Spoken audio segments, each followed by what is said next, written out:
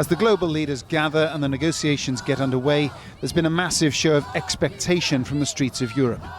London saw the biggest single gathering. More than 50,000 people brightened a grey and windy day with colourful costumes and a unified demand for a comprehensive climate deal. We need to change, and there's no time better than now.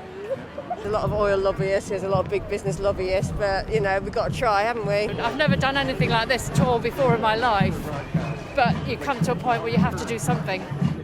Also there were the fashion designer Vivienne Westwood with the Oscar-winning actress Emma Thompson and the singer and activist Peter Gabriel.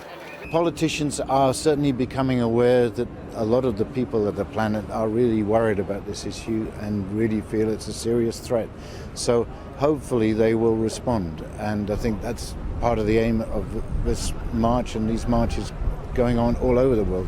What's striking is the number of different groups which have come together today under the one banner of fighting climate change. There are animal conservation charities, there is water and energy lobby groups, and there are unions, families and individuals too.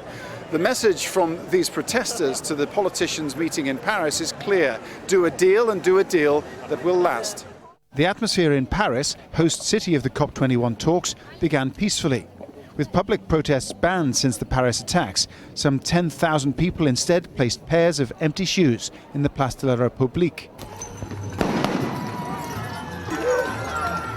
But later, the mood turned violent and police fired tear gas to break up protesters who threw glass bottles and other projectiles. Around 100 arrests were made. We are aware there were disruptive elements who have nothing to do with defenders of the environment or those who want the conference to succeed and who are only there to make trouble. That's why there have been arrests.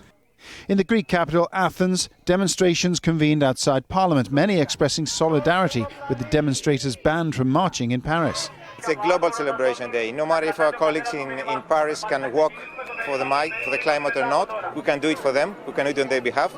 Today is a day where citizens from all around the globe are sending a clear message to governments.